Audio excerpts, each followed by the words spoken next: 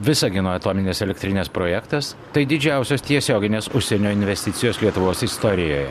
Jos sieks 10–14 milijardų litų, todėl investavimo aplinka, kurią Lietuvos vyriausybė nustato koncesijos sutartimi, yra būtina pritraukiant tokio masto investicijos į projektą. Koncesijos sutartis apima atominės elektrinės eksploatuojančios šalies pagrindinį susitarimą, kuriuo sudaromos tinkamos sąlygos tiesioginėms užsienio partnerių investicijoms į projektą. Visagino atominės elektrinės koncesijos sutartis suteikia leidimą projekto įgyvendinimo bendrovei įgyvendinti projektą, kuris apima naujosios atominės elektrinės projektavimą, plėtrą, statybą, eksploatavimą ir eksploatavimo nutraukimą, o kartu suteikia teisę projekto įgyvendinimo bendrovei ir strateginiam investuotojui sudaryti su projektu susijusias sutartis. Koncesijos sutartis tai yra investicijų apsaugos sutartis, kurią pasirašius atominės elektrinės projekto bendrovei bus suteikta galimybė pasirašyti kitas sutartis, o projekte dalyvaujantiems investuotojams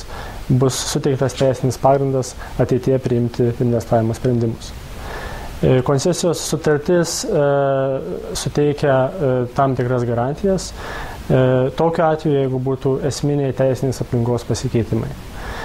Galiu užtikrinti, kad Lietuvos Respublikai įsipareigojimai tenkantys pagal šią sutartį yra tikrai tinkamai ir gerai subalansuoti. Ketvirtadienį startuoja Visagino atominės elektrinės mobilus infocentras, kuris artimiausius 3 mėnesius aplankys daugiau kaip 20 Lietuvos miestų ir miestelių. Renginių metu Lietuvos gyventojai turės galimybę susitikti su įvairių sričių specialistais, sužinoti daugiau apie Visagino atominės elektrinės projektą.